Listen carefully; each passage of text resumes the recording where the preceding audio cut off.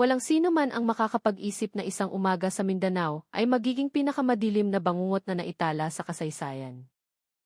Ang ilog na karaniwang tahimik na dumadaloy ay biglang nagdala ng dose-dosenang bangkay ng mga mangkukulam, lumulutang na may nakabukas na mga mata na tila gusto pa ring magsalita bago tuluyang isara ng kamatayan ang kanilang mga bibig.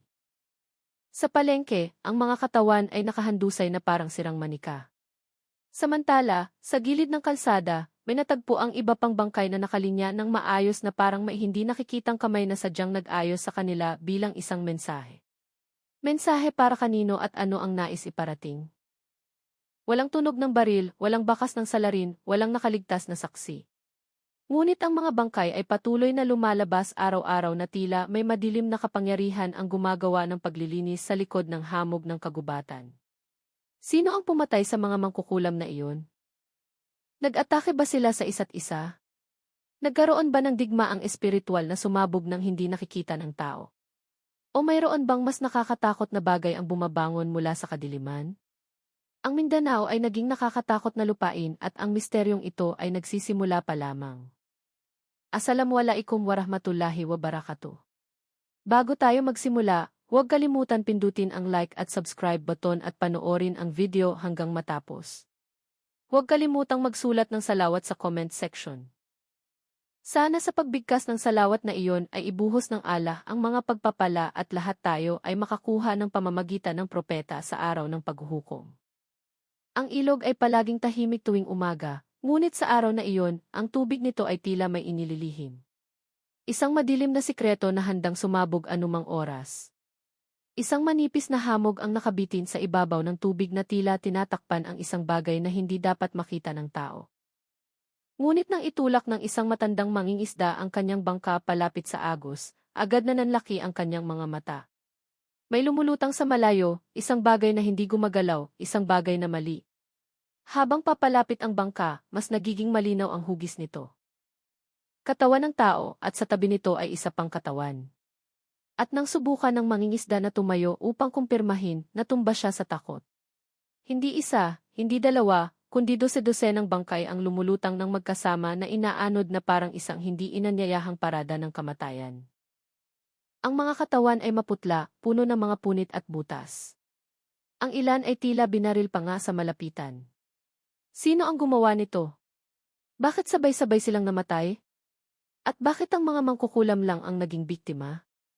Hindi nagtagal ay sumabog ang sigaw ng mga residente. Ang tradisyonal na palengke na karaniwang maingay ay naging tahimik nang biglang huminto ang isang motorsiklo.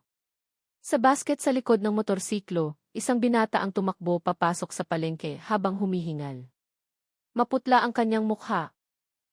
May bangkay na naman sa gilid ng malaking kalsada. Marami, hirap niyang sabi. Tahimik ang mga tao. Ang ilan ay nagkatinginan. Ang iba ay agad na isinara ang kanilang mga tindahan. Ang amoy ng takot ay parang usok na bumabalot sa hangin. Nang dumating ang mga residente sa lugar, ang nakita nila ay nagpahina ng kanilang mga tuhod. Sa kahabaan ng kalsada na naghahati sa kagubatan, dose-dosenang katawan ang nakahandusay sa kakaibang pose na parang sabay-sabay na bumagsak. May mga nakadilat ang mata, may mga bali ang braso, at ang ilang katawan ay maihawak pa ring itim na supot ng damo na madalas gamitin ng mga mangkukulam para sa ritual. Sino ang kayang pumatay sa kanila sa loob ng ganoong kasing ikling panahon? Paano nangyari na walang nakarinig ng tunog ng baril o labanan? Bakit walang kahit isang saksi? Ang bawat bangkay ay tila pinagplanuhan. Ngunit sino o ano? Sa palengke ng nayon, isang babae ang hysterikal na umiyak nang makita ang bangkay ng isang matandang lalaki na kilala bilang pinakatakot na mangkukulam sa lugar. Matagal nang takot magsalita ang mga residente, ngunit ngayon ay nakabukas na ang kanilang mga bibig. Mukhang may nanghuli sa kanila. Ito ba ay digmaan sa pagitan ng mga mangkukulam o may isang makapangyarihang tao na gustong tapusin ang lahat? Ang mga tanong ay hindi nakahanap ng sagot. Isang bagay lang ang malinaw, hindi ito ordinaryong pangyayari. Walang amoy ng mistisismo, walang senyales ng ritual. Ang kanilang mga sugat ay hindi sugat ng mangkukulam. Ito ay sugat ng tao, sugat ng digmaan. Mga sugat na dulot ng isang bihasa, isang gumagalaw ng walang tunog, walang bakas, walang pag-aalinlangan. Ngunit bakit ang mga mangkukulam? Ano ang nagawa nila? Ano ang inilihim nila sa publiko sa lahat ng panahong ito? Nang dumating ang pulisya, tulala sila sa pagkalito. Walang bala sa katawan ng mga biktima. Walang bakas ng putok. Walang ebidensya ng sandata. Tila nawala ang bala pagkatapos tumagos sa balat. Paano ito posible? Anong teknolohiya ang ginamit? O hindi ito bala kundi iba?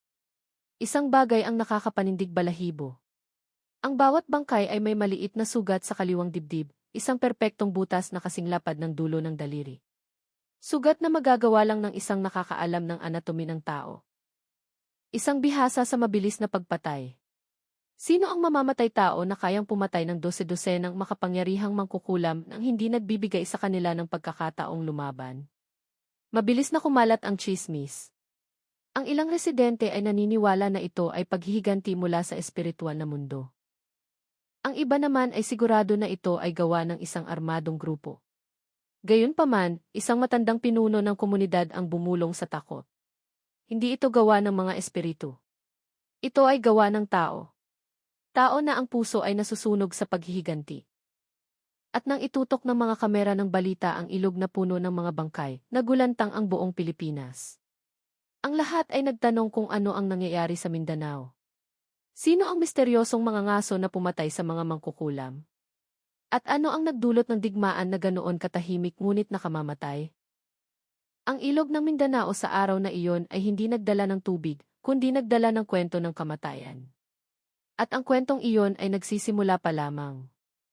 Matagal bago lumitaw ang mga bangkay ng mga mangkukulam, isang simpleng bahay sa labas ng Davao City ang naging saksi sa isang perpektong buhay. Isang maliit na pamilya na puno ng tawanan at pagmamahal. Isang kagalang-galang na miyembro ng Sandatahang Lakas ng Pilipinas, ang kanyang malambing na asawa, at ang kanilang matalinong anak na babae. Palaging ipinagmamalaki ng pamilya ang anak. Ang dalaga ay nag-aaral upang maging isang midwife, isang marangal na propesyon na pinangarap niya simula pagkabata. Nabuhay sila ng payapa, walang kaguluhan, walang problema. Tuwing umaga, ang amoy ng mainit na tsaa at toasted bread ang pumupuno sa bahay. Ang ama ay palaging umaalis patungo sa trabaho na maihalik sa noo ng kanyang asawa at isang mainit na tapik sa balikat ng kanyang anak. Walang senyales na naghihintay ang tadhana sa kanto na handang baliktarin ang lahat. Paano nangyari na ang isang pamilyang kasing buti nito ay nadamay sa madilim na trahedya na umalog sa Mindanao? Ang lahat ay nagsimula sa isang gabing tila ordinaryo. Umuwi ang kanilang anak na babae mula sa campus habang nakangiti na nagkwento tungkol sa kanyang paghahanda sa internship sa rural health unit ng nayon. Ang kanyang asawa ay abala sa pagluluto ng paboritong hapunan ng kanyang asawa. Ngunit nang sila ay magkasamang umupo, biglang tumigil ang tawanan. Hinawakan ng dalaga ang kanyang tiyan. Maputla ang kanyang mukha. "Tatay, masakit po ang tiyan ko," mahina niyang sabi. Ang tunog na iyon ay nagpalamig sa hangin. Pagkalipas ng ilang minuto, nagsimulang umungol din ang kanyang asawa. Nanghina ang kanyang katawan, nangitim ang kanyang labi. Ano ang nangyari? Bakit sabay silang nagkasakit? Nalason ba sila? Mayroon bang mapanganib na sakit? Ngunit, hindi pa nasasagot ang mga tanong na iyon. Nang silang dalawa ay sumuka, sariwang dugo ang sumaboy sa sahig na nagpabaliw sa ama. Tumakbo siya na dala ang kanyang asawa sa kotse. Pagkatapos ay binuhat ang kanyang anak habang sumisigaw ng tulong. Ang takot na hindi pa niya nararanasan ay bumagabag sa kanyang dibdib na parang isang madilim na bagyo. Sa ospital, nalito ang mga doktor. Walang senyales ng impeksyon, walang sintomas ng pagkalason sa pagkain. Normal ang puso, normal ang presyon ng dugo, normal ang mga organo. Kakaiba ito. Hindi ito normal, sabi ng isang doktor na ang mukha ay hindi maitago ang takot. Bakit ganoon ang reaksyon ng kanilang katawan? Anong sakit ang nagiging sanhi ng pagsusuka ng dugo nang walang pinsala sa organo? Ngunit ang pagkalito na iyon ay naging bangungot nang lumabas ang resulta ng X-ray. Tahimik ang mga doktor. Nanginginig ang kanilang mga kamay. Nagkatinginan sila na may takot na hindi nila masabi. Sa loob ng katawan ng dalawa ay nakita ang mga banyagang bagay. Hindi tumor, hindi bato, kundi mga pako. Dose-dosenang maliliit na pako, baluktot na kawad na tila nakapalibot sa mga organo. Paano nangyari na ang mga metal na bagay na iyon ay nasa loob ng katawan ng walang panlabas na sugat? Sino ang naglagay sa kanila? Paano? Sinabi ng doktor na maaaring gawin ang operasyon, ngunit napakalaki ng panganib. Maaaring mawala ang kanilang buhay sa operating table, mahina niyang sabi. Ngunit kung hindi operahan, ano ang mangyayari? Gagalaw ba ang mga pako? Pupuputulin ba ng kawad ang mga mahahalagang organo? Ano ang layunin ng mga bagay na iyon? Sa gitna ng pagkalito sa medikal, isang tao lamang ang makakaintindi sa nangyari. Ang asawa. Naging miyembro siya ng sandatahang lakas sa isang lugar na pinagmumulan ng mga mangkukulam. Nakita niya ang mga biktima ng espiritual na pag-atake. Agad na sinabi ng kanyang puso, hindi ito sakit, ito ay atake. Ito ay mataas na antas ng pangkukulam. Ngunit sino ang may kakayahang umatake sa kanyang asawa at anak? Ano ang kanilang kasalanan? Sino ang gustong sirain ang maliit na pamilyang ito? Ang mga tanong ay bumagabag sa kanyang isip na parang tunog mula sa kadiliman na patuloy na tumatawag. Habang iniisip niya ito, lalong nagiging malinaw ang isang bagay. Kailangan niyang maghanap ng tulong sa labas. Tulong na hindi maibibigay ng ospital. Tulong na maibibigay lamang ng isang nakakaunawa sa hindi nakikitang mundo. Nagpasya siyang maghanap ng isang albularyo na kilala sa kakayahang magpagaling ng mga espiritual na sakit. Ngunit nang makita ng albularyo ang kondisyon ng kanyang asawa at anak, agad na nagbago ang kanyang mukha. Ang atake na ito ay hindi ordinaryong pangkukulam. Ito ay gawa ng isang napakalakas na mangkukulam, napakalupit at napakapanganib. Kung ang pinakarespetadong albularyo ay natatakot, sino talaga ang mangkukulam na umaatake sa kanila? Ang kapaligiran ng ospital ay naging nakakatakot. Ang mga ilaw ay tila nagdidilim. Ang hangin ay naging mabigat at malamig. Ang asawa ay nakatayo sa tabi ng kama ng kanyang asawa at anak, hawak ang kanilang mga kamay na nagsisimulang manghina. Huli na ba siya? Maililigtas ba niya sila? At ang pinaka-nakakatakot, ano ang motibo ng mangkukulam? Bakit ang isang pamilya na hindi kailanman ng gulo ng sinuman ang naging target? Ang perpektong buhay na iyon ay nagsimulang magpakita ng bitak. Ang kaligayahan ay naging takot. At sa likod ng takot na iyon, isang malaking trahedya ang naghihintay na sumabog.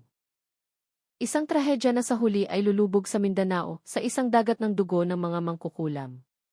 Isang trahedya na magbabago sa isang asawa upang maging isang mangangaso ng anino. At walang sino man ang nakakaalam na ang pagkatuklas ng dose-dosenang bangkay ng mga mangkukulam ay resulta ng madilim na kwento na nagsimula sa silid ng ospital na iyon. Lumubog ang gabi ng walang babala. Napaka-ordinaryo, kaya walang sinuman ang naghinala na magbabago ang lahat sa isang bangungot. Ang ospital na ilang oras lang ang nakalipas ay puno ng aktibidad ay naiwan na lang ang tunog ng makina ng pagtibok ng puso at ang mahinang yabag ng nurse na umaalingaw sa pasilyo. Ngunit sa silid na iyon, ang silid na may neon lamp na kumukuti-kutitap na tila kinukulang sa hininga, iba ang pakiramdam ng kapaligiran. Mas madilim, mas mabigat, na tila may nagtatago sa mga sulok na hindi nakikita. Ang asawa at anak ng sundalo ay nakahandusay na mahina. Maputla ang kanilang mga mukha. Kalahating nakabukas ang kanilang mga mata, ngunit malabo na tila may tinitignan na hindi makita ng ibang tao. Ang ama ay nakatayo sa tabi ng kama na humihingal. Nanginginig ang kanyang puso, ano ang nangyayari sa kanilang mga katawan? Gumagalaw ba ang mga pako o may isang bagay o isang tao ang pumipilit sa kanila na patuloy na makaramdam ng sakit? Biglang nanginginig ang katawan ng dalaga na tila na kuryente mula sa kanyang kama. Mahina siyang umungol ngunit puno ng sakit. Pagkatapos ay bumaluktot ang kanyang katawan na tila may hindi nakikitang kamay na humihila mula sa kisam. Nagpanik ang ama na hinawakan ang balikat ng kanyang anak, sinusubukang pigilan siyang mahulog sa kama. Bakit gumagalaw ang kanyang katawan ng ganoon? Ano ang humahawak sa kanya? Ito ba ay reaksyon sa medisina o isang bagay mula sa ibang mundo? Nang hindi nagbibigay ng pagkakataong huminga, sumunod ang kanyang asawa. Humirap ang kanyang paghinga, naghabol ng hininga. Pagkatapos ay ibinuka niya ang kanyang bibig at mula doon ay dumaloy ang itim na dugo na makapal, malapot na tila hindi dugo ng tao. Pinuno ng amoy ng metal ang silid na tumutusok sa ilong na nagpasuka halos sa ama. Paano nangyari na ang dugo ay ganoon kakapal? Ano ang gumagana sa loob ng kanilang mga katawan? At bakit sabay-sabay ang lahat? Malakas na umugong ang monitor ng pagtibok ng puso nang bumabaakyat ng irregular ang graph nito. Tumakbo ang nurse papasok, ngunit nang makita ang itim na likido, natigilan sila sa pintuan.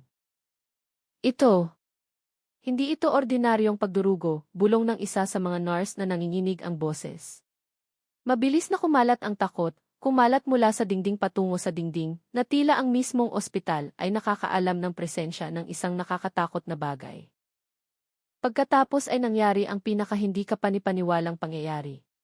Sumuka ang dalaga ng isang bagay na matigas. Nahulog ang bagay sa sahig na may tunog ng kalansing ng metal. Nang itaas ng doktor gamit ang nanginginig na kamay, nanlaki ang mga mata ng lahat. Pako. Maliliit na itim na pako na tila pinainit sa kadiliman bago nilulun. Paano lumabas ang pako sa katawan nang hindi nagdudulot ng punit? Gaano pa karami ang nasa loob ng kanyang katawan? Gayunpaman, hindi pa tapos ang takot. Ang asawa, halos walang malay, ay sumuka ng baluktot na kawad na nakabaluktot na tila sumisimbolo sa sakit na matagal na niyang pinigilan. Ang kawad ay puno ng madilim na dugo na tila gumagalaw ng mag-isa sa loob ng kanyang katawan. Sino ang naglagay ng lahat ng ito? Anong uri ng mangkukulam ang kayang gumawa ng ritual sa antas na ito? At higit sa lahat, bakit ang maliit na pamilyang ito ang naging target? Tinitigan ng ama ang mga mukha ng kanyang anak at asawa na wasak. Ang kanyang puso ay tila pinipiga. Ang katawan na dating yakap niya ng may pagmamahal ay naging larangan ng digmaan sa pagitan ng mundo ng tao at ng mundo ng espiritu. Pinigilan niya ang kanyang mga luha, ngunit ang kanyang dibdib ay puno ng galit. Bakit sila? Bakit hindi siya? Bakit kailangan nilang danasin ang lahat ng ito? Nang subukan ng doktor na patatagin ang kanilang kondisyon, biglang namatay ang mga ilaw sa silid. Ganap na dilim ang bumalot sa lahat. Isang maliit na sigaw ang narinig mula sa nurse. May gumalaw sa sulok ng silid. O baka anino lang iyon. Ngunit bakit tila may hugis ng katawan ng tao ang anino? Bakit gumagalaw ito na tila nagmamasid? Nagbukas muli ang mga ilaw upang ipakita na mas marami na ngayon ang itim na dugo. Dumadaloy sa sahig, bumubuo ng kakaibang pattern na parang sinaunang simbolo. Ito ba ay nagkataon lamang o ang simbolo ay lumabas ng may tiyak na layunin? Alam ng ama ang isang bagay. Hindi na ito usapin ng medisina. Walang gamot, walang operasyon, walang pamamaraan sa ospital ang makakapigil dito. Kailangan niya ng isang tao na kayang harapin ang mundo na hindi nakikita ng mata. Isang tao na kayang makipaglaban sa madilim na kapangyarihan. Ang pinaka-nakakatakot na tanong ay umalinggaw sa kanyang isip, sino ang mangkukulam na gumawa ng lahat ng ito? Ano ang kanilang layunin? At mayroon pa ba siyang oras para iligtas ang kanyang pamilya bago pa mahuli ang lahat? Dumaloy ang luha, ngunit sa likod ng luha na iyon ay may apoy na nagsisimulang magliyab. Isang galit na sa huli ay magiging bagyo. Ang X-ray room ng ospital ay napuno ng tensyon na hindi mailarawan ng mga salita. Nagtipon-tipon ang mga doktor na nakatitig sa monitor na nanlalaki ang mga mata. Tila ang larawan na nasa screen ay hindi katawan ng tao, kundi isang bagay na lumabas sa bangungot. Ang ama ay nakatayo sa likod nila, nakakuyom ang mga kamao hanggang pumuti ang kanyang mga buko ng daliri. Gusto niyang malaman kung ano ang nangyayari sa katawan ng kanyang pamilya. Ngunit habang tinititigan niya ito, lalong humirap tanggapin ang katotohanan. Sa screen, ang mga anino ng buto ng kanyang asawa at anak ay tila normal. Ngunit sa paligid ng mga buto na iyon ay may dose-dosenang manipis na itim na linya ng kawad, ang ilang linya ay tuwid, ang ilan ay paikot na tila ahas na bumabalot sa organo. Sa kabilang panig ay lumitaw ang mga itim na tuldok, maliliit na pako na nakabaon malapit sa puso, baga, at maging sa paligid ng bituka. Paano nakapasok ang mga bagay na iyon? Ano ang layunin ng kanilang presensya? Inilagay ba sila isa-isa ng isang taong napakahusay sa itim na mahika? Ang mga tanong ay bumagabag sa kanyang isip ng walang awa. Isang doktor ang tumuro sa dibdib ng dalaga. Hindi ito possible. Ang pakong ito ay nasa pagitan mismo ng dalawang buto-buto nang hindi dumidikit sa anumang organo. Ibig bang sabihin ito na gumagalaw ang mga bagay na iyon ng mag-isa? Bakit walang hiwa, walang pasa, walang tanda ng pamimilit mula sa labas? Talaga bang inatake ang kanilang mga katawan mula sa loob? Pagkatapos ay lumabas ang x-ray ng asawa. Mas malala, mas mapanganib. May kawad na nakabalot sa puso na tila handang pisilin ito anumang oras. Paano nangyari na ang kawad ay nakabaluktot ng perpekto? Sino ang makakakontrol ng matigas na bagay ng hindi hinahawakan? At bakit tila maayos ang lahat na parang sinadya? Lumunok ang doktor at mahinang nagsabi, hindi ito sakit. Hindi ito isang bagay na maipapaliwanag sa medisina. Ang pangungusap na iyon ay nagpalamig sa silid. Ang ilang nurse ay umatras ng isang hakbang, takot na muling tingnan ang screen. Tinitigan ng ama ang monitor at sa loob niya ay lumitaw ang isang nakakatakot na paniniwala. Alam niya kung ano ito. Nakakita na siya ng mga ganitong kaso sa mga lumang kwento. Sa mga ulat mula sa mga liblib na nayon kung saan siya nagsilbi. Ito ay mataas na antas ng pangkukulam. Pangkukulam na hindi ginagawa ng ordinaryong mangkukulam. Ang pangkukulam na ito ay magagawa lamang ng isang taong nagpalit ng kanyang kaluluwa sa kadiliman. Ngunit sino? Bakit? Ano talaga ang gusto ng mangkukulam? Nang matigilan ang lahat, biglang kumurap ang screen ng monitor. Ilang itim na anino ang lumitaw sa katawan ng kanyang asawa at anak. Dahan-dahang gumalaw ang mga anino ngunit malinaw. Nagulat ang doktor. Ano iyon? Gumagalaw ba iyon? May iba pa bang nilalang sa loob ng kanilang katawan? O reaksyon lamang iyon ng x-ray sa madilim na enerhiya?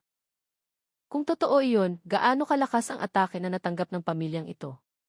Naramdaman ng ama na tila huminto sa pag-ikot ang mundo.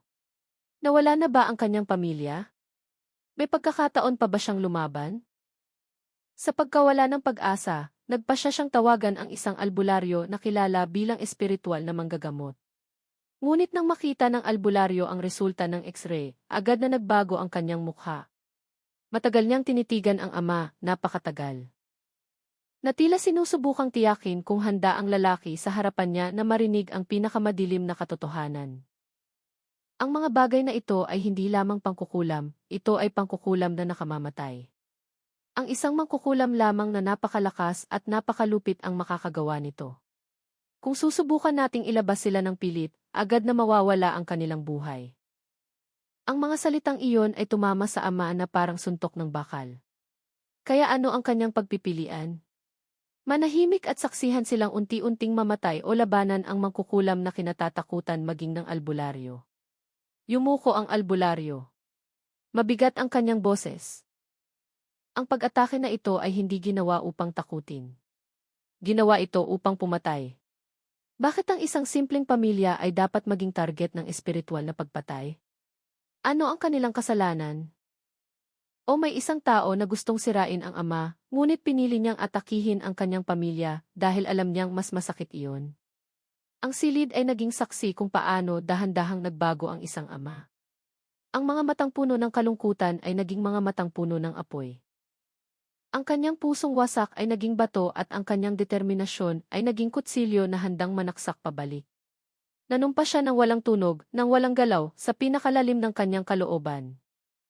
Sino man ang gumawa nito ay hahanapin. Sino man ang nagpahirap sa kanyang pamilya ay gagantihan. At sino man ang naglakas loob na hawakan ang kanyang pamilya ay pagsisisihan na ipinanganak sa mundo. Hindi niya alam na ang panunumpa na iyon ay magdadala sa Mindanao sa mga gabing puno ng kamatayan. Hindi niya alam na ang panunumpa na iyon ay magiging sanhi ng pagkakita ng dose-dosenang mangkukulam na patay ng isa-isa nang walang pagkakataong lumaban. At hindi niya alam na sa gabing iyon, nang tingnan niya ang x-ray ng kanyang pamilya, hindi niya namamalayan na nabuksan niya ang pinto patungo sa isang madilim na digmaan na magbabago sa lahat. Dahan-dahang lumulubog ang takipsilim nang marinig ang mahinang tunog ng azan mula sa malayo, hudyat ng pagtatapos ng araw. Ngunit para sa sundalo, ang araw na iyon ay hindi kailanman nagtatapos. Tila huminto ang oras, pumipintig ng walang direksyon. Ang kanyang asawa at anak ay nakahandusay pa rin sa kama ng ospital. Ang kanilang mga katawan ay kinokontrol ng madilim na kapangyarihan na hindi mapapagaling ng sinumang doktor. Nang tinitigan niya sila, ang kanyang kalooban ay tila nahuhulog sa isang walang hanggang itim na hukay. Sa gitna ng kawalan ng pag-asa na iyon, dumating sa wakas ang albularyo na kanyang tinawagan. Isang matandang lalaking nakasuot ng puting balabal na may mukha na puno ng kapayapaan. Ngunit ang kanyang mga mata ay nagtatago ng libu-libong kwento tungkol sa mga laban-laban sa hindi nakikitang mundo. Mahina ang kanyang mga hakbang, ngunit ang bawat galaw niya ay nagpapalabas ng pagkadignidad na mahirap ipaliwanag. Nang pumasok ang albularyo sa silid, biglang nagbago ang hangin. Walang nagsalita, ngunit naramdaman ng lahat na may gumagalaw. Hangin man iyon o isang bagay na mas nakakatakot. Ang albularyo ay tumayo mismo sa tabi ng kama ng anak ng sundalo. Hindi siya agad nagsalita. Tinitigan lang niya ang maputlang mukha ng dalaga ng medyo matagal. Na tila sinusubukang basahin ang isang bagay na nakatago sa bawat halos nawawalang hininga. Bakit siya tila napakaseryoso? Ano ang nakikita niya? Bigla niyang ipinikit ang kanyang mga mata at pagkatapos ng ilang segundo ay huminga siya ng malalim, mabigat, puno ng pasanin. Hindi ito gawa ng ordinaryong mangkukulam, dahan-dahan niyang sinabi. Hindi ito pangkukulam na malilinis ng tubig ng dasal o simpleng rupya. Ito ay pangkukulam na itinanim ng isang taong nagbigay ng bahagi ng kanyang kaluluwa sa kadiliman. Ang mga salitang iyon ay bumagsak na parang kidlat na sumisira sa natitirang pag-asa. Kaya totoo, may isang taong sadyang nag-target sa kanyang pamilya, ngunit sino? Para saan? Galit sa nakaraan o may mas malaking madilim na layunin? Nanginginig na tinanong ng sundalo, maililigtas ba sila? Matagal siyang tinitigan ng albularyo na tila tinimbang kung sasabihin ba niya ang katotohanan o isang nakakapayapang kasinungalingan. Ang lahat ay maaaring mailigtas kung maglakas loob tayong harapin ang pinakamalaking panganib. Anong uri ng panganib? Bakit ang bawat pangungusap ng albularyo ay lalong nagiging nakakatakot? Nagsimulang maghanda ang albularyo para sa ritual. Tubig sa isang mangkok na tanso, magaspang na asin, at isang piraso ng puting tela. Walang kakaibang alay, walang insenso, walang anting-anting, tanging mga simpleng bagay. Ngunit kakaiba, lalo itong nagpapakilabot sa kapaligiran. Natila ang ritual na ito ay hindi lamang simpleng paglilinis, kundi isang labanan sa pagitan ng liwanag at dilim. Nang umupo ang albularyo nang nakataas ang mga binti, biglang may nagbago. Nagdilim ang mga ilaw sa silid ng walang dahilan. Gumalaw ang mga anino sa dingding kahit walang hangin. Maging ang monitor ng puso ng dalawang pasyente ay nanginginig na naglalabas ng ingay na hindi pa nangyari noon. Alam ba ng espiritual na kapangyarihan ang presensya ng albularyo na ito? Nakaramdam ba ito ng banta? Nagsimulang magbasa ng mga talata ang albularyo. Ang kanyang boses ay tahimik ngunit malakas na umaalingaw na tila nanggagaling sa dalawang lugar ng sabay-sabay. Biglang umungol ang asawa ng sundalo. Nabaluktot ang kanyang katawan, nangitim ang dulo ng kanyang mga daliri. Ang kanyang dibdib ay bumabaakyat ng hindi regular.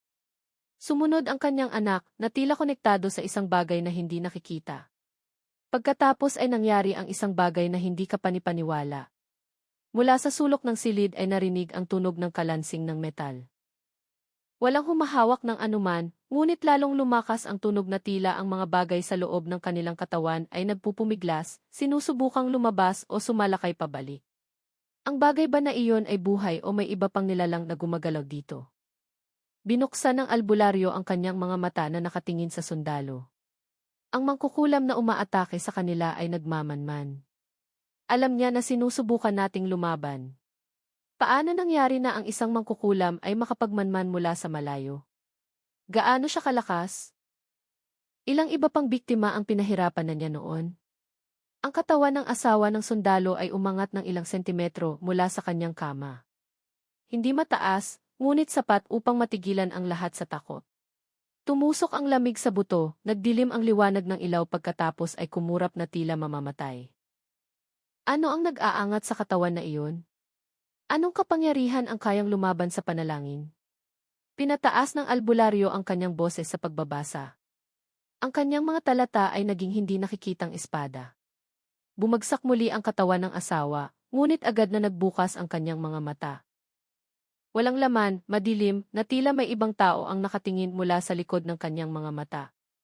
Tumigil ka o mamamatay sila. Ang boses na iyon ay mahinang nagsalita mula sa kanyang bibig. Ang boses na iyon ay hindi boses ng kanyang asawa. Tinitigan ng albularyo ang sundalo. Huwag kang matakot, hindi siya, boses iyon ng mangkukulam. Paano siya nakakapagsalita mula sa malayo? Gusto ba niyang pigilan ang ritual o nagbibigay siya ng huling babala? Pinatibay muli ng albularyo ang kanyang pagbabasa. Ang katawan ng dalawang pasyente ay nagsimulang mangisay, mas matindi kaysa dati. Itim na dugo ang lumabas mula sa gilid ng kanilang mga labi na dahan-dahang tumutulo na parang makapal na tinta. Ang bawat patak ay nagdadala ng masamang amoy na parang bakal at kamatayan. Sa sandaling iyon, naramdaman ng sundalo ang pagbabago sa kanyang sarili.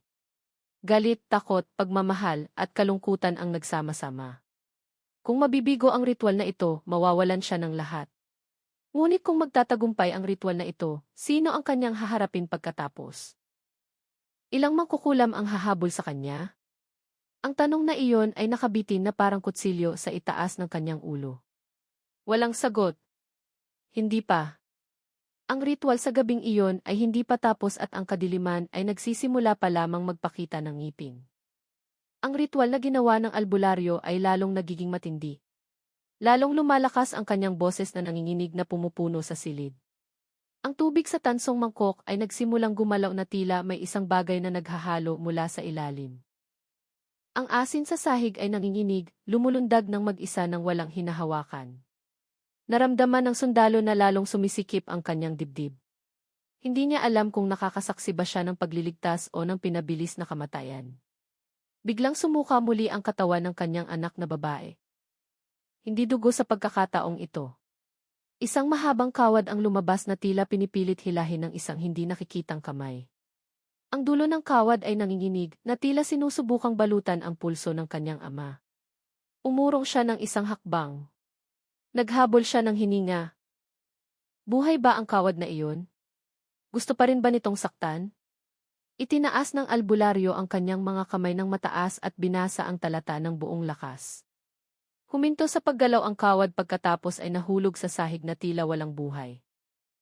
Ngunit hindi nahulog ang kanyang takot, bagkus ay lalong lumaki. Kung ang kawad ay kayang gumalaw, ano ang magagawa ng iba pang bagay na nasa loob pa rin ng kanilang katawan? Nagsimulang umungol ang asawa ng sundalo. Ang tunog na iyon ay tumusok na parang kutsilyo. Ang kanyang mga buto sa balikat ay lumabas, ang kanyang mga ugat sa liig ay namaga. Ang kanyang katawan ay sumuka ng makapal na dugo na bumubuo ng kakaibang pattern sa puting tela sa ilalim niya. Ang pattern na iyon ay parang sinaunang simbolo, isang bilog na may mga putol-putol na linya. Anong simbolo iyon? Mensahe ba iyon, babala, o tanda na nagsisimula ng umabot ang ritual sa ugat ng pangkukulam? Saglit na huminto ang albularyo na nakatingin sa simbolo. Ito ay tanda na napakalakas ng mangkukulam. Gumagamit siya ng isang halos nawawalang kaalaman. Anong kaalaman ang tinutukoy niya? Bakit ang kaalaman na iyon ay ginagamit upang patayin ang isang ina at kanyang anak? Ano ang huling layunin ng lahat ng ito? Biglang naglabas ng mahaba at nakakabinging tunog ang monitor ng puso ng dalawa. Bumaba ng husto ang kanilang pagtibok ng puso. Ang tunog na iyon ay tila pinupuno ang buong silid ng banta ng kamatayan. Sumigaw ang albularyo na inutusan ang sundalo na hawakan ang mga kamay ng dalawang pasyente. Hawak ng sundalo ang nanginginig na kamay ng kanyang asawa at anak. Malamig ang kanilang mga kamay. Malamig na parang bato, malamig na tila wala ng buhay. Pinigilan niya ang kanyang mga luha, ngunit ang kanyang boses ay nabase. Mangyaring iligtas sila. Sa anumang paraan.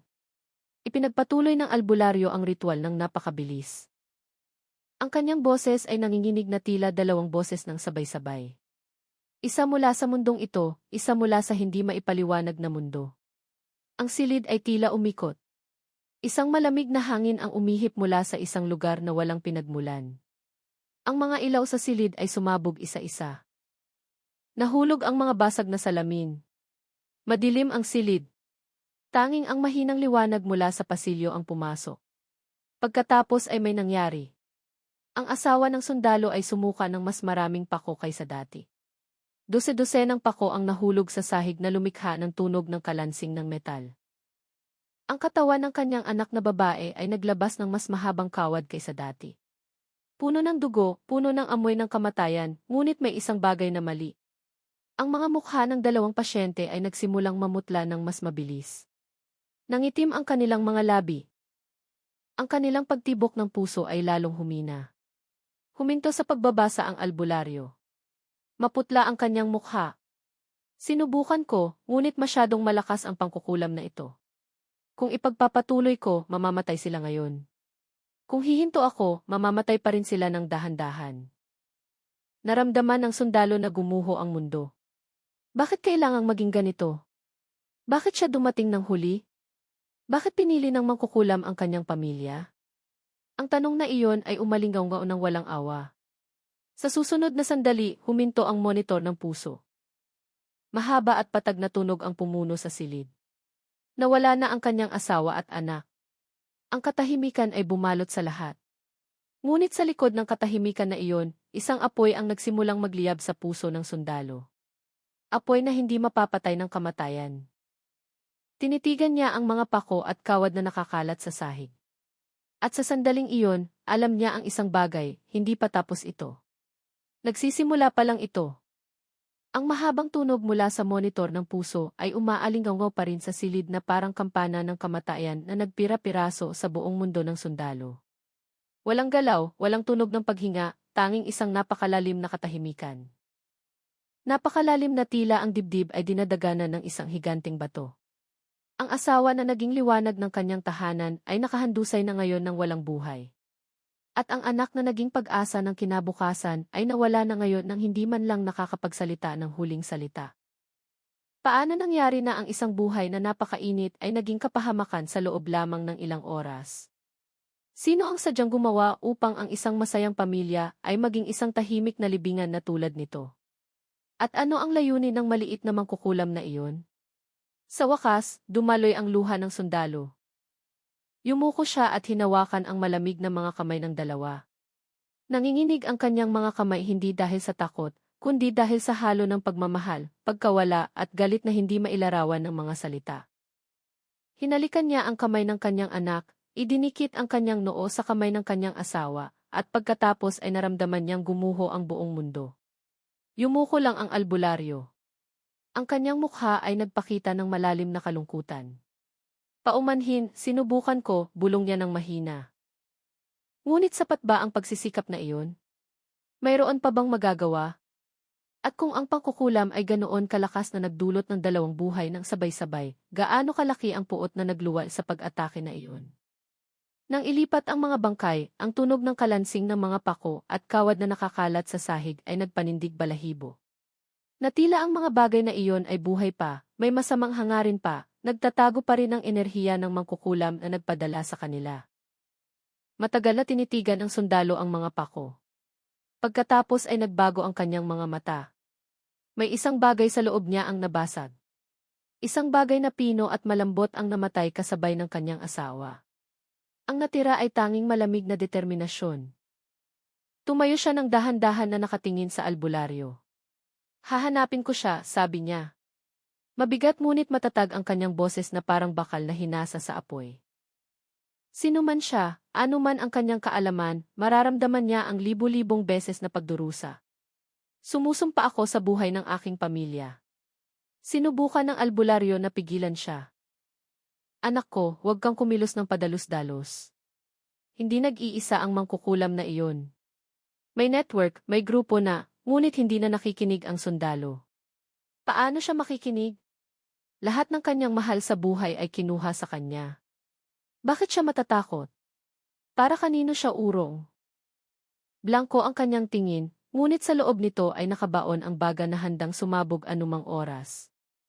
Umalis siya sa silid ng hindi lumilingon, hinayaan ang albularyo na tingnan ang kanyang pag-alis na may pag-aalala. Maging ang albularyo ay alam na ang isang sundalo na nawala ng lahat ay hindi ordinaryong tao. Siya ay isang bagay na mas mapanganib kaysa sa anumang pangkukulam at malapit ng malaman ng mundo. Ang gabing iyon ay bumaba ng mas mabilis kaysa karaniwan. Ang langit ay tila nababalutan ng makapal na hamog. Na tila ang kalikasan mismo ay nagdadalamhati sa pagkamatay ng dalawang inosenteng tao. Ngunit sa gitna ng kadiliman na iyon ay may isang maliit na ilaw na mabilis na gumagalaw. Ang ilaw ng motorsiklo ng sundalo na nagmamaneho patungo sa kanyang tahanan. Hindi upang umuwi, hindi upang magpahinga, kundi upang simulan ang isang bagay na hindi niya kailanman naisip na gagawin. Nang dumating siya sa bahay, agad siyang sinakmal ng mga anino ng nakaraan. Ang tawanan ng kanyang anak na babae na dating pumupuno sa bakuran, ang ngiti ng kanyang asawa na laging sumasalubong sa kanyang pag-uwi, ang amoy ng niluluto na nagpapainit sa bawat sulok ng bahay. Ang lahat ng iyon ay naging mga multo na lalo lamang nagpapalalim sa sugat. Paano nangyari na ang bahay na ito ay naging napakadayuhan?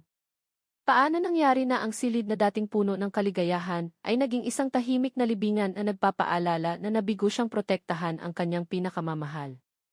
Umupo siya sa sala na nakatingin sa larawan ng kanyang pamilya.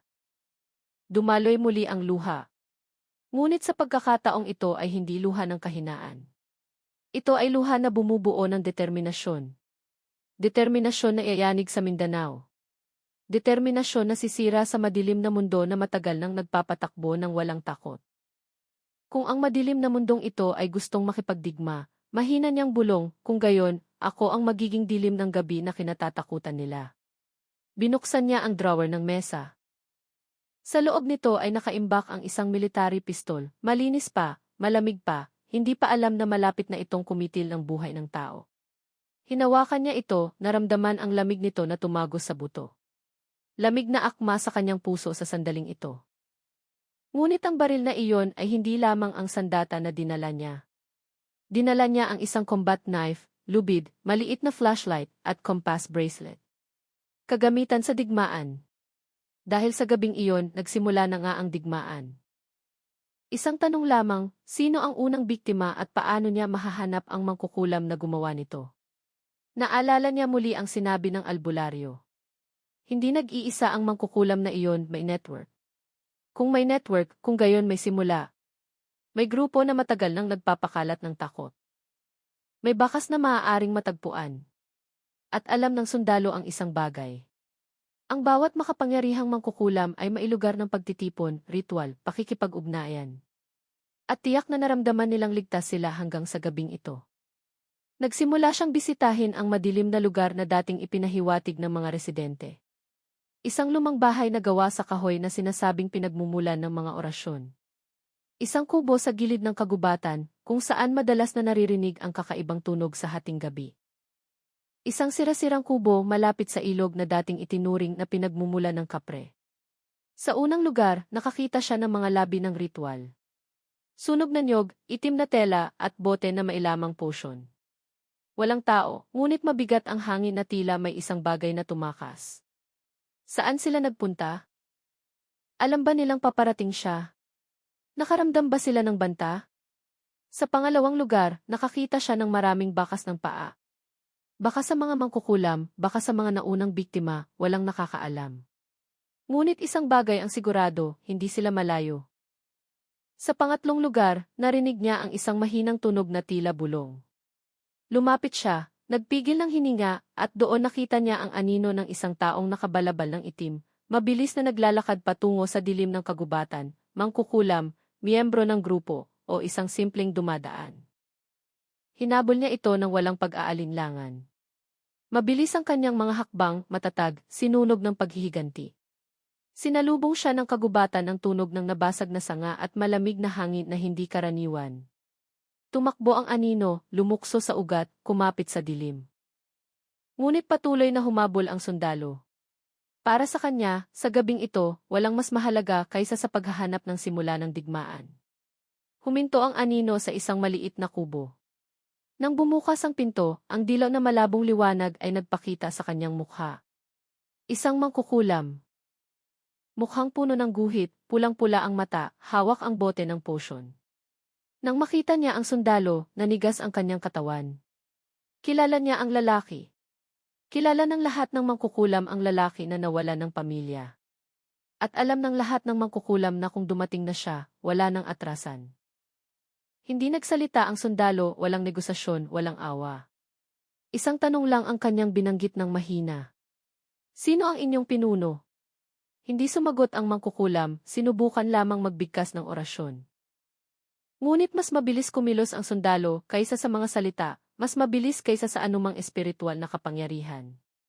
Sa loob ng ilang segundo, bumagsak ang mangkukulam, hindi gumagalaw ang kanyang katawan, nakabukas ang mata ng malawak sa takot. Tapos na ang kanyang unang laban. Ngunit may dose-dosenang iba pang mangkukulam. May malaking network. May isang taong mas malakas na umatak sa kanyang pamilya. At nagsisimula pa lang siya sa mahabang daan na puno ng dugo at misteryo. Ang Mindanao ay hindi kailanman talaga natulog sa gabing iyon. Mula sa likod ng matataas na puno at makapal na hamog na nakabitin, narinig ang kakaibang tunog. Tunog na nagpatakot sa mga residente na huwag lumabas ng bahay kahit para lang isara ang bintana. Ang hangin na karaniwang nagdadala ng amoy ng ilog ay nagdadala na ngayon ng amoy ng bakal at basang lupa. Natila ang kagubatan mismo ay nagtatago ng isang malaking sikreto na ayaw nitong ibunyag. Sa gilid ng ilog na dumadaloy sa kahabaan ng daan. Ang tubig ay tila madilim, dahan-dahang gumagalaw na parang nababalutan ng pandikit. Mahina ang tunog ng agos nito, ngunit nagdadala ng isang bagay na mas nakakatakot kaysa sa tubig lamang. Nang dahan-dahang sumikat ang araw, nakita ng isang mangingisda na gustong suriin ang kanyang lambat ang isang bagay na nagpatigagal sa kanya. Katawan ng tao na malamig, maputla, lumulutang na nakaharap sa langit. Pagkatapos ay isa pang katawan sa likod niya at isa pang katawan, hindi isa, hindi dalawa, dose-dosenang. Paano nangyari na ganoon karaming bangkay ang lumabas sa magdamag? Ano ang nangyari sa kagubatan? Sino ang pumatay sa kanila? At bakit walang anumang tunog na narinig? Nang sa wakas ay naglakas loob ang mga residente na lumapit, agad nilang napagtanto ang isang bagay na nagpanindig balahibo. Ang lahat ng bangkay ay mga mangkukulam na matagal nang naghasik ng takot sa lugar. Nakilala nila ang ilang mukha, ilang sikat na mangkukulam, ilang mangkukulam na madalas hinihingan ng tulong para sa madilim na bagay, at ang ilan na kinatatakutan na mula pa noon. Ngunit ngayon ay nakahandusay na sila ng walang buhay. Ang kanilang mga katawan ay puno ng maliliit na tama ng baril, malinis, maayos, na tila tinagusan ng bala na hindi kailanman dumikit sa balat. Walang dugong dumadaloy palabas, walang tanda ng paglaban, walang tanda ng nabigong ritual, walang bakas ng espiritu. Hindi ito digmaan ng mangkukulam laban sa mangkukulam. Ito ay pagpatay ng isang eksperto. Ngunit sino ang may kakayahang gumawa nito? Posible bang isang tao lang o mayroong isang lihim na hukbo na hindi alam ng publiko? Sa sulok ng ilog, isang binata ang bumulong sa kanyang kaibigan. Alam mo ba ang kwento tungkol sa sundalo na nawala ng pamilya dahil sa pangkukulam? Nagulat ang kanyang kaibigan. Ibig mong sabihin siya ang gumawa ng lahat ng ito. Sino pa? Mahina nitong sagot. Walang iba na may ganoon kalaking dahilan. Ngunit kung totoo na ang sundalo ang gumawa nito, paano niya kayang patayin ang dose-dosenang mangkukulam sa isang gabi? Paano niya sila natagpuan? Ano ang nagturo sa kanya? O baka may tumulong sa kanya? Ang tanong na iyon ay nakabitin sa hangin na parang malamig na hamog na ayaw umalis. Sa kabilang gilid ng kagubatan, nakatayo ang sundalo na nakatingin sa ilog mula sa malayo. Walang ekspresyon ang kanyang mukha. Hindi siya nakangiti, hindi siya umiiyak, nakatitig lang siya. Natila may nakikita siyang hindi nakikita ng iba. At sa katahimikan na iyon, naramdaman niya ang isang bagay na nagliliyab sa kanyang dibdib. Isang maliit na kaluwagan, ngunit gayon din ang galit na hindi pa nawawala. Hindi pa tapos ang paghihiganti na ito. Nagsisimula pa lang ito. Dahil sa likod ng kagubatan na iyon ay may mas malakas pa ring mangkukulam, mas tuso, mas mapanganib. Ang mangkukulam na pinagmulan ng lahat ng pagdurusa. Ang mangkukulam na nagpahirap sa kanyang pamilya. Ang mangkukulam na kailangan niyang hanapin bago pa siya hanapin ng mangkukulam. Isang tanong lang, gaano kalalim ang kailangan niyang pasukin sa kadiliman upang sirain ang isang taong nabuhay mula sa kadiliman na iyon? Kinaumagahan, bago pa man kumalma ang balita tungkol sa mga bangkay sa ilog, lumitaw ang isang bagong takot. Sa tradisyonal na palengke na karaniwang puno ng tawanan ng mga nagtitinda ng gulay, nakita ng mga residente ang isang tanawin na nagpatili sa kanila sa takot. Dalawang bangkay ng mangkukulam ang nakahandusay sa gitna ng palengke, na tila sadyang inilagay doon, na tila gustong magpakita ng isang bagay. Matigas ang kanilang mga katawan, namutla ang kanilang mga mukha, nanlalaki ang mata na tila may nakitang napaka-nakakatakot bago mamatay. Walang bakas ng dugo, walang tanda ng paglaban. Tulad ng mga bangkay sa ilog, malinis, mabilis, nakamamatay. Sino ang nagdala sa kanila dito? Bakit sa mataong lugar? Mensahe ba ito o babala? Ang nagtitinda ng gulay na unang nakakita sa kanila ay tumakbo habang umiiyak. Kilala ko siya. Mangkukulam siya mula sa kabilang nayon. Sikat siya na napakalakas. Sino ang makakapatay sa kanya ng walang tunog? Hindi kalayuan doon, sa kalsada na nag-uugnay sa mga nayon, 3 pang bangkay ang natagpuan. Ang kanilang mga katawan ay nakalinya ng maayos sa gilid ng kalsada na parang hanay ng mga taong natutulog. Ngunit ang kanilang mga mukha ay puno ng takot na nagyelo magpakailanman. Ang mga mangkukulam na dating itinuring na hindi mahawakan ay naging walang magawang bangkay na ngayon. Sino ang makakapatay sa kanila ng napakadali? Hindi ba natatakot ang mga ngaso sa paghihiganti o hinahamon niya ang grupo ng mangkukulam na lumabas? Nagsimulang kumalat ang tsismis na parang hangin na nagdadala ng apoy. Ito ay gawa ng sundalo. Ginagantihan niya ang bawat isa.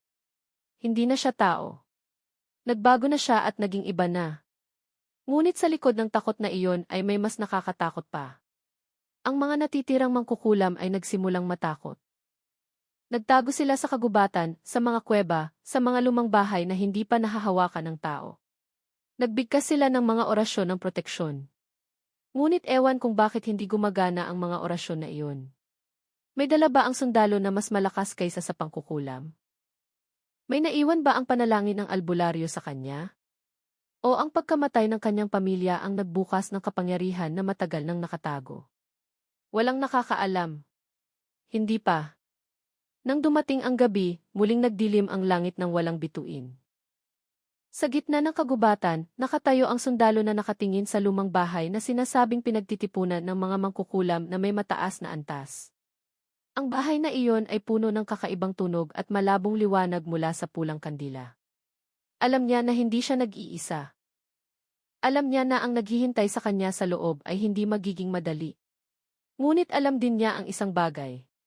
Walang lugar sa mundong ito para sa mangkukulam na pumatay sa kanyang pamilya. Dahan-dahang bumukas ang pinto ng lumang bahay. Sinalubong siya ng bugso ng malamig na hangin. Narinig ang tunog ng bulong mula sa loob. Bulong na tila tumatawag sa kanyang pangalan. Lumakad siya ng walang pag-aalinlangan. Sa loob ba ng bahay na iyon ay makikita niya ang pinuno ng mga mangkukulam o makikita niya ang isang bagay na mas madilim? Isang bagay na hindi na tao. At makakalabas ba siya ng buhay? Walang sagot. Hindi pa. Ngunit isang bagay ang sigurado, ang pangangaso ay hindi pa malapit sa pagtatapos. Bagkus, magsisimula pa lamang ang pinakamadilim na kabanata nito. Ang Regional Police Office ng Mindanao ay biglang naging sentro ng pambansang pagkalito. Sunod-sunod ang mga ulat ng mga bangkay ng mangkukulam sa ilog, sa kalsada, sa palengke, sa kagubatan, sa mga bahay ng ritual. Lahat ay namatay sa halos parehong paraan. Maliit na sugat, maayos, tumpak. Tila binaril ng isang napakahusay na kamay. Ngunit, walang bala, walang tunog ng putok, walang saksi, walang key footage, walang bakas ng paa. Paano nangyari na ang isang tao ay makakapatay ng 12-dosenang mangkukulam nang walang iniiwanang pisikal na ebidensya? Tao ba ang mamamatay tao? O may teknolohiya na hindi alam ng publiko o may ibang kapangyarihan na gumagana? Tinitigan ng Chief of Police ang malaking mapa na puno ng pulang tuldok ng mga lokasyon ng mga bangkay. Ang pattern ay napaka-abnormal. Masyadong mabilis kumilos ang mamamatay tao mula sa kagubatan patungo sa lungsod, mula sa ilog patungo sa liblib na lugar na tila kayang nasa 2 lugar ng sabay-sabay. Hindi makatuwiran, bulong niya.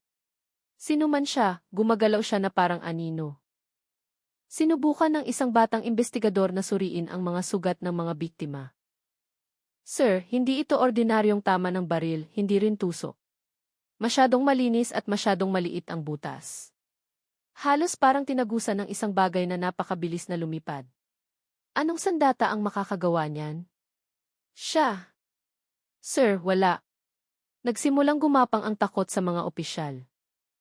Kung kayang patayin ng salarin ang makapangyarihang mangkukulam, ang mga taong kilala na immune sa mga armas at ilang partikular na kaalaman, ano ang makakapigil sa kanya?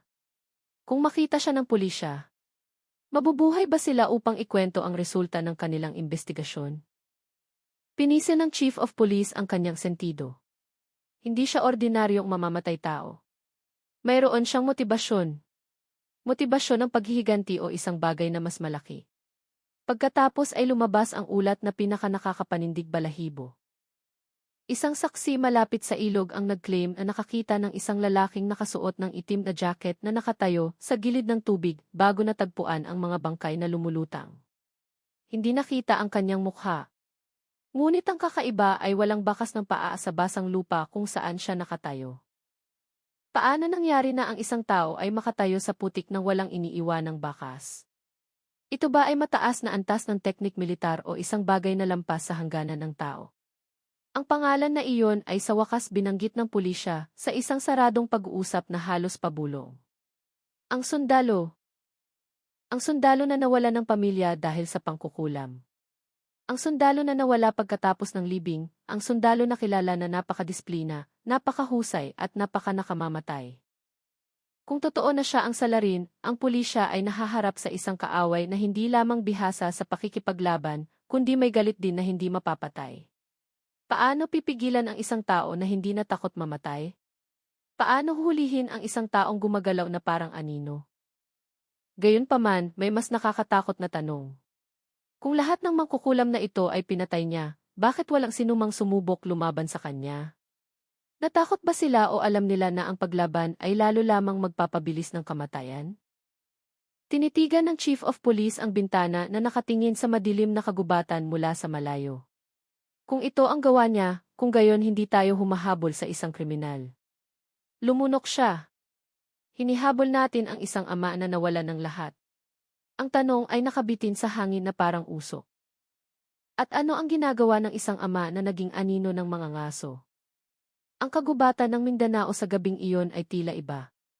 Mas mabilis bumaba ang hamog, hindi gumagalaw ang hangin, at ang matataas na puno ay nakatayo na parang sinaunang bantay na naghihintay ng isang bagay. Sa gitna ng kagubatan, isang lumang kubo ang nakatayo na marupok. Maliwanag sa loob ng pulang ilaw. Iyon ang tagpuan ng pinakamakapangyarihang mangkukulam, ang huling mangkukulam mula sa malaking network na nagpadala ng nakamamatay na pangkukulam sa pamilya ng sundalo. Nakaupo ang mangkukulam sa gitna ng bilog ng asin, nagbibigkas ng orasyon na may malat na boses. Nanginginig ang kanyang matabang kamay. Alam niyang papalapit ang mga ngaso. Alam niyang ang gabing ito ang magiging pagpapasya sa buhay at kamatayan. Hindi siya ordinaryong tao, bulong niya sa takot. Nagsama na siya sa mga anino ng kanyang paghihiganti. Malalabanan ba niya ang isang taong dumarating na may galit na kasing lalim ng karagatan? Sapat ba ang kanyang orasyon ng proteksyon o huli na siya? Sa labas ng kubo, narinig ang mahina at regular na yabag ng mga paa. Ang bawat hakbang ay parang suntok sa puso ng mangkukulam. Kumurap ang liwanag ng kandila sa loob ng silid na tila nakaramdam din ng pagdating ng isang figura na nagdadala ng bagyo. Umugong at dahan-dahang bumukas ang pinto ng kubo. Pumasok ang figura. Ang sundalo ay nakatayo sa pintuan. Ang kanyang mukha ay kalahating natatakpan ng anino.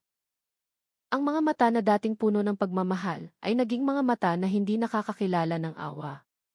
Ang kanyang titig ay mas matalim kaysa sa kutsilyo na hawak niya. Kaya ikaw pala ang utak, mahina niyang sabi. Sinubukan ng mangkukulam na panatilihin ang kanyang dignidad. Hindi mo naiintindihan, bata. Ang mundong ito ay may dalawang panig. Ang iyong pamilya ay nadamay sa panig na. Isang malakas na tunog ang narinig ng ibagsak ng sundalo ang baril sa mesa na gawa sa kahoy. Hindi ako dumating para makinig ng kwento. Mas malamig ang kanyang boses kaysa sa gabing iyon. Alam ng mangkukulam na wala ng oras. Nagbigkas siya ng mabilis na orasyon. Gumalaw ang kanyang mga kamay ng paikot. Biglang humipan ang hangin sa silid na nagpatalsik ng alikabo. Mas maliwanag na umilaw ang kandila. Pinuno ng espiritual na aura ang silid na nagpayanig sa mga dingding. Ngunit hindi gumalaw ang sundalo. Dahan-dahan siyang lumakad pasulong. Paano nangyari na ang isang tao ay hindi naapektuhan ng ganoon kalakas na orasyon? Talaga bang kayang talunin ng galit ang espiritual na kaalaman? Nagpanik ang mangkukulam. Kinuha niya ang isang manika ng mangkukulam mula sa ilalim ng mesa at sinaksak ito ng karayom. Huminto saglit ang sundalo. Naramdaman niya ang tusok sa kanyang dibdib. Ngunit patuloy siyang lumakad. Hindi ako mapipigilan ng karayom. Patay na ang aking pamilya. Ano pa ang kaya mong kunin sa akin? Umurong ang mangkukulam sa takot. Hindi mo alam kung ano ang iyong kinakaharap. May kapangyarihan sa likod nito. Isang kapangyarihan na mas malaki kaysa sa sinumang mangkukulam. Sino? Tanong ng sundalo. Mahina ang kanyang boses na parang pigil na kulog. Tumahimik ang mangkukulam. Hindi niya naglakas loob na sabihin ang pangalan. May iba pa bang nilalang na mas malakas sa likod ng pangyayaring ito? Ang huling mangkukulam ba na ito ay isang paon lang? Biglang nagbigkas ang mangkukulam ng huling orasyon. Isang makapangyarihang orasyon na dapat ay makapagpaparalisa sa katawan ng tao. Ang tunog ng orasyon ay umalingaw-ngaw na parang tunog ng libu-libong insekto na gumagapang. Nanginginig ang sahig, sumasayaw ang mga anino sa dingding. Ngunit pinabilis ng sundalo ang kanyang mga hakbang. Nagliliyab ang kanyang mga mata, nakataas ang kanyang mga kamay. At sa isang mabilis na galaw, isang hindi nakikitang kidlat ang nagpatapos sa lahat. Bumagsak ang huling mangkukulam, nakabukas ang kanyang bibig, nanlalaki ang kanyang mga mata. Sinubukan niyang magsalita, ngunit isang pangungusap lamang ang lumabas sa kanyang huling bulong. Hindi ka magiging handa na harapin siya na nasa likod namin.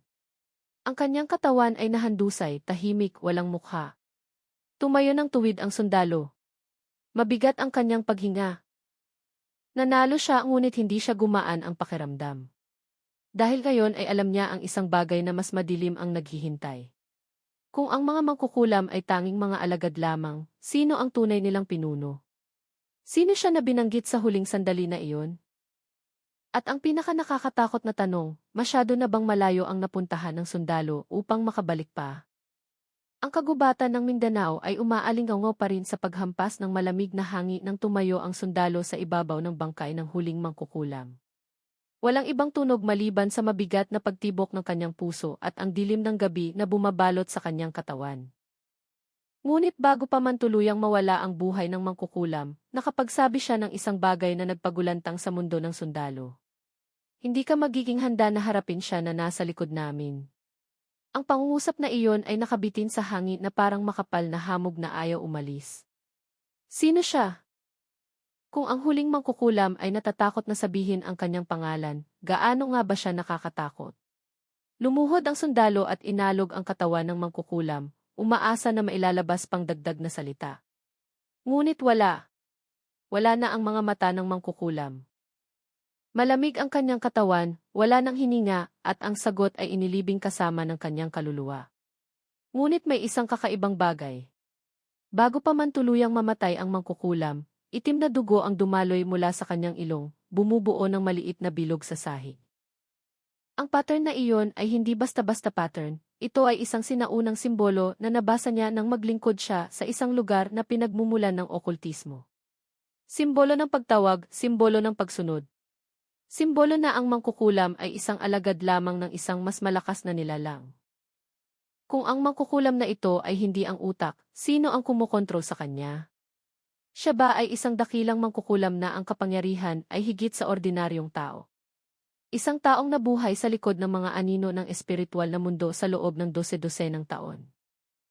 Hinawakan ng sundalo ang lupa, sinusubukang pigilan ang galit na muling nagliliyab. Akala niya ang gabing ito ang magiging katapusan ng kanyang pangangaso. Akala niya ang pagpatay sa huling mangkukulam ay magbibigay ng kapayapaan. Ngunit lumalabas na binuksan lamang niya ang pinto patungo sa mas malalim na kadiliman. Biglang narinig ang tunog ng nabasag na sanga mula sa likod. Agad siyang lumingon, nakataas ang baril. Ngunit anino lang ang naroon. Walang tao, walang hayop, tanging tunog na tila may nagmamasid sa kanya mula sa likod ng mga puno. Nagmamasid ba sa kanya ang figura na binanggit ng mangkukulam kanina? Alam ba niya na patay na ang kanyang mga alagad? Naghihintay ba siya ng tamang sandali para sumalakay? Biglang kumislap ang langit. Kumidlat kahit walang ulan. Mas malamig ang hangin na dumaloy na nagdadala ng amoy ng basang lupa at isang bagay na hindi maipaliwanag.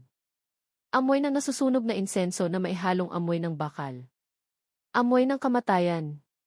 Kinuha ng sundalo ang kanyang combat knife at naghanda na pumasok sa kagubatan. Ngunit bago siya umalis, napatingin siya sa isang maliit na bagay na nahulog mula sa bulsa ng huling mangkukulam. Isang kwintas. Isang lumang kwintas na may kahoy na palawit na may nakaukit na kakaibang simbolo na pareho sa nasa sahig. Kinuha niya ito. Mahina ang pagyanig ng palawit sa kanyang palad na tila buhay. Ano talaga ang bagay na ito? Ito ba ay palatandaan patungo sa tunay na utak? O ito ba ay isang bitag na nagdadala sa kanya ng mas malalim sa kadiliman? Isang bagay ang sigurado, hindi pa tapos ang kanyang pangangaso. Hindi pa niya ganap na nagantihan. Buhay pa rin ang utak. At sa gabing iyon, nanumpa ang sundalo na ipagpapatuloy ang pangangaso. Kahit na kailangan niyang harapin ang isang nilalang na lampas sa hangganan ng tao. Ang madilim na gabing iyon ay hindi lamang naging saksi sa huling pagpatay ng network ng mangkukulam, kundi naging simula rin ang paghabol sa isang mas mapanganib na bagay. Ilang linggo ang lumipas, wala nang natagpo ang bangkay ng mangkukulam, wala nang lumulutang na katawan sa ilog, wala nang sigaw ng takot sa palengke o mga bangkay na nakahandusay sa kalsada. Muling bumalik sa katahimikan ang Mindanao. Natila ang bagyo na umalog sa lugar ay isang bangungot lamang na masyadong totoo. Huminto na ang mga pambansang media sa pagbabalita. Isinara ng pulisya ang ilang kaso. Bumalik ang mga residente sa kanilang buhay. Bagamat may pag-iingat pa rin, nagtataka sila, tapos na ba ang mga pagpatay? Umalis na ba ang misteryosong mga ngaso? O nagtatago pa rin siya sa likod ng mga anino? Sa gilid ng ilog na dating naging libingan ng mga mangkukulam, isang mangingisda ang nakaupo na nakatingin sa tubig na ngayon ay tila payapa. Wala nang maputlang katawan na lumulutang, wala nang amoy ng kamatayan. Ngunit hindi niya makalimutan ang mga nakakatakot na pangyayari. Sino talaga ang nagpatigil sa takot ng mga mangkukulam sa Mindanao at ang taong iyon ba ay isang bayani o isang bagong banta? Sa kabilang gilid ng kagubatan na malayo sa mga tirahan, ang bahay ng sundalo ay walang laman na ngayon, walang tunog, walang buhay. Bukas na kaunti ang pinto ng bahay, hinipan ng hangin ng mahina. Nakasabit pa rin ang larawan ng kanyang pamilya sa dingding, ngunit basag na ngayon ang frame. Natatakpan ng alikabok ang mesa ng kainan. Walang palatandaan kung saan nagpunta ang sundalo. Walang bakas ng paa. Walang nawawalang gamit. Ang bahay ay tila iniwan ng biglaan. Saan siya nagpunta? Namatay ba siya sa kagubatan pagkatapos ng huling laban? O hinahabol pa rin niya ang misteryosong figura na tinatawag na utak? Nagsimulang lumaki ang tsismis sa mga residente ng nayon. Ang ilan ay nanumpa na nakakita ng isang matangkad na lalaki na naglalakad mag-isa sa gitna ng hamog sa madaling araw. Ang ilan ay nag-claim na nakarinig ng mabigat na yabag sa kagubatan tuwing kabilugan ng buwan. Maging ang isang nagsising mangkukulam ay nanumpa na nakakita ng anino ng sundalo na nakatayo sa gilid ng ilog. Ngunit nang lumapit siya, nawala ang figura ng walang bakas. Siya ba talaga ang sundalo? O anino lamang iyon ng paghihiganti na hindi pa nababayaran? Pagkatapos, isang gabi, may nakita ang isang explorer ng kagubatan sa gitna ng napakalalim na kagubatan. Ang parehong kahoy na palawit na natagpuan ng sundalo. Ang palawit na iyon ay nakabaon sa puno na may combat knife sa ilalim nito. Natila iniwan bilang tanda. Tanda na hindi pa tapos ang pangangaso. Tanda na buhay pa ang sundalo o tanda na may gustong maniktik sa kanya. Nagbibigay ba ng mensahe ang sundalo o nagbabala siya sa isang tao? O naging bahagi na ba siya ng kadiliman na kanyang nilabanan? Walang nakakaalam.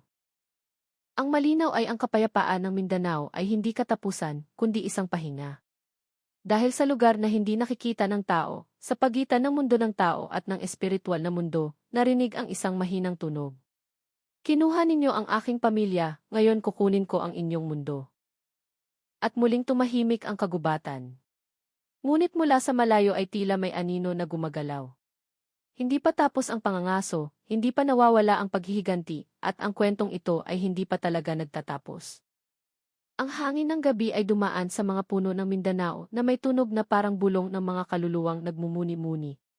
Sa likod ng katahimikan na iyon ay may isang kwento na masyadong mapait upang lunukin, masyadong nakakatakot upang kalimutan, ngunit masyadong mahalaga upang baliwalain. Maaaring hindi kailanman malaman ng mundo kung ano talaga ang nangyari sa likod ng ilog na puno ng bangkay, o kung sino talaga ang nagsimula ng madilim na digmaan na sa huli ay naglinis sa lupain na iyon mula sa mga mangkukulam na matagal nang naghasik ng takot. Ngunit mula sa lahat ng kadiliman na iyon, may isang malaking aral na hindi makakalimutan. Isang aral na nagtuturo sa tao na maunawaan ang kanyang sariling limitasyon.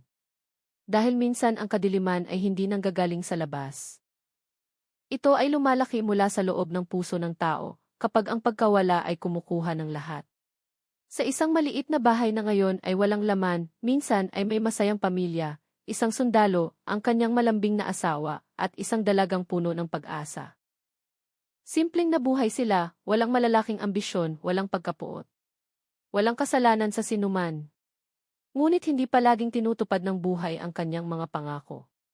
Minsan ang kaligayahan ang nagiging target ng kadiliman. Minsan ang mabubuting tao ang kailangang tumanggap ng pinakamalalim na sugat.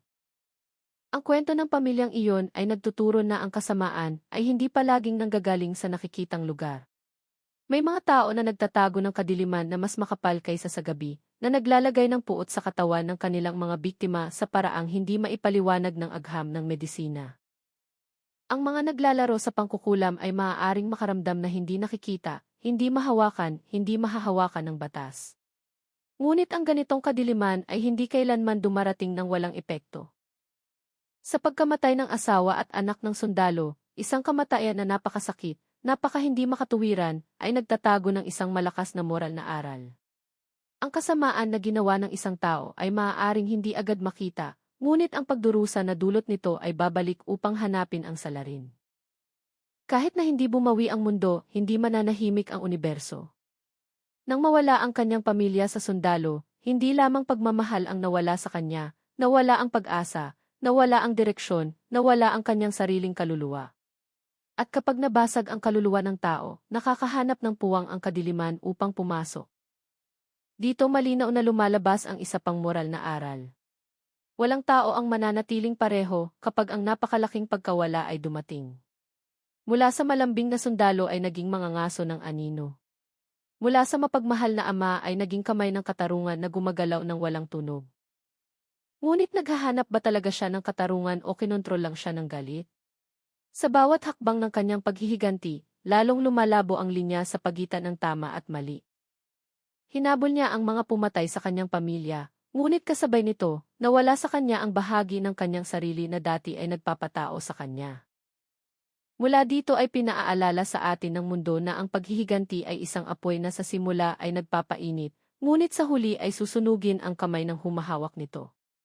Maaari niyang patayin ang dose-dosenang masasamang mangkukulam at maaaring gumaan ang pakiramdam ng mundo dahil dito.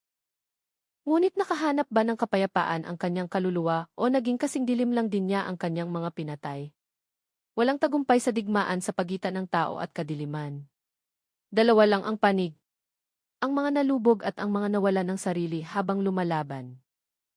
Nang magsimulang lumabas ang mga bangkay ng mangkukulam sa ilog, sa palengke, sa kalsada, natakot ang mga tao. Ngunit sa likod ng takot na iyon ay may isang aral na tahimik na nagliliyab. Ang kadiliman na hinayaang lumaki ay aabot sa punto kung saan kailangan itong linisin. Tao man ang gumawa o hindi nakikitang kapangyarihan. Maaaring inakala ng mga mangkukulam na sila ay immune. Akala nila ay pinoprotektahan sila ng itim na mahika. Ngunit palaging humihingi ng balanse ang mundo. Kapag masyadong dumilim ang isang panig, may lalabas upang balansehin ito. Tao man na nawalan ng lahat o hindi maipaliwanag na kapangyarihan ng kalikasan. Ngunit ang pinakanakakatakot sa lahat ay ang katotohanan na ang sundalo mismo ay maaaring hindi lubos na nakakaalam ng pagbabago na nangyayari sa kanya. Sa bawat katawan na kanyang iniwan, sa bawat sugat na kanyang nilikha, iniwan niya rin ang isang maliit na bahagi ng kanyang kaluluwa. Sa huli, ang paghihiganti na akala niya ay magpapayapa sa kanyang puso, ay lalo lamang nagpalayo sa kanya sa buhay na dating mayroon siya. Ito ang madilim na moral na aral. Kapag tayo ay lumakad ng masyadong malayo sa kadiliman upang gumanti sa kadiliman, tayo ay nanganganib na maging bahagi ng kadiliman na iyon. Iyan ang nangyari sa sundalo. Lalong dumilim ang mundo sa bawat pagpapaputok niya ng sandata, kahit na masasamang tao ang kanyang target. Ngunit lalo ring dumilim ang mundo sa loob niya, dahan-dahang nilalamon ang huling liwanag na dating mayroon siya, ang liwanag ng kanyang pamilya. Pagkatapos ng pagkamatay ng lahat ng mangkukulam, nakaramdam ba siya ng kasiyahan? Hindi. Nakaramdam ba siya ng kapayapaan? Hindi. Nanalo ba siya? Hindi rin. Dahil walang tagumpay sa pagkitil ng buhay, kahit pabuhay ng mga gumawa ng kasamaan. Ang tunay na tagumpay ay dapat nanggagaling sa pagpapagaling, hindi sa paghihiganti. Ngunit ang pagpapagaling ay hindi maaaring dumating kapag nawala ang lahat sa isang tao sa napakakilabot na paraan. Ang kwentong ito ay nagbibigay din ng babala sa sinuman tungkol sa kapangyarihan ng puso ng tao. Kapag ang pagmamahal ay inagaw ng malupit, ang natitirang puso ay maaaring magbago at maging pinakamakamandag na sandata. Madalas na minamaliit ng mundo ang kapangyarihan ng isang ama na nawalan ng anak. Ngunit sa kasaysayan, walang mas mapanganib kaysa sa isang tao na hindi natakot mamatay at nasaksihan ito ng Mindanao. Ang tahimik na ilog, ang palengke na dating maingay, ang mga kalsada na dating puno ng tao. Ang lahat ay nagtatago na ngayon ng mga alinggaw ng paghihiganti na hindi kailanman hiniling, ngunit hindi mapigilan. Sinubukan ng mundo na kalimutan, ngunit ang lupain na iyon ay nagtatago pa rin ang takot. Sinubukan ng mga tao na isara ang kwentong iyon, ngunit ang hangin ng gabi ay bumubulong pa rin sa kanyang pangalan. Ano ang nangyari sa sundalo? Walang nakakaalam. Sabi ng ilan ay nagpunta siya sa liblib na lugar upang hanapin ang tunay na utak. Sabi ng ilan ay namatay siya sa pagitan ng mga puno. Hindi kayang dalhin ng kanyang kaluluwa ang bigat ng paghihiganti. Ang iba naman ay naniniwala na naglalakad pa rin siya, naging isang madilim na tagapagbantay na tinitiyak na walang mangkukulam ang muling maghahasik ng takot. Ngunit may isang malinaw na aral. Hindi natin malalabanan ang kasamaan gamit ang pusong wasak na. Ang pusong wasak ay makakalikha lamang ng iba pang kapahamakan. Ang kadiliman ay hindi kailanman mabubura ng kadiliman. Kung pilit na pinagsama, ang isisilang ay mga bagong anino. Mas malaki, mas nakakatakot, at mas mahirap kontrolin. Ang kwentong ito ay nagpapaalala rin na madalas ay hindi alam ng tao kung gaano kahina ang kapayapaan na mayroon sila. Isang atake, isang galit, isang masamang hangarin ang makakasira sa isang mabuting buhay na binuo sa loob ng maraming taon. Kaya dapat matuto ang mundo na pangalagaan ang kabutihan, pangalagaan ang pamilya, pangalagaan ang pagmamahal, pangalagaan ang isa't isa. Ang lahat ng kasamaan ay nagsisimula sa pusong hindi pinangalagaan. Ang lahat ng trahedya ay isinilang mula sa maliit na puot na hindi pinatay sa simula. Ang mga mangkukulam na naglalaro sa kadiliman ay isang halimbawa na ang maling kapangyarihan ay magdadala lamang ng kamatayan, hindi tagumpay. Akala nila ay hindi sila mahahawakan ng itim na mahika. Ngunit sa huli ay inanyayahan ng kaalaman na iyon ang isang taong handang tumagos sa kadiliman ng higit pa sa kanila. At kapag nagkaharap ang kadiliman, palaging may biktima. Sa pagtatapos ng paglalakbay, nang tinitigan ng sundalo ang langit ng gabi ng mag-isa, marahil sa wakas ay naintindihan niya ang isang bagay. Ang paghihiganti ay hindi ang daan pabalik sa liwanag. Ang paghihiganti ay nagdadala lamang ng isang tao ng mas malalim sa hukay. Ang tanging paraan upang makaligtas ay tanggapin ang sugat at manatiling tao kahit sa pinakamadilim na kalagayan. Ngunit sa kasamaang palad, nalaman niya ito ng huli na. Naging anino na siya. Nawala na ang kanyang sarili at ang mundo ay makatingin lang mula sa malayo at matuto mula sa kanya. Ang kwentong ito ay nakakatakot hindi dahil sa mga mangkukulam, hindi dahil sa pangkukulam, hindi dahil sa mga pagpatay. Ang kwentong ito ay nakakatakot dahil ipinapakita nito na ang bawat tao ay maaaring magbago at maging isang nakakatakot na bagay kung mawala ang kanyang mahal sa buhay nang hindi makatarungan.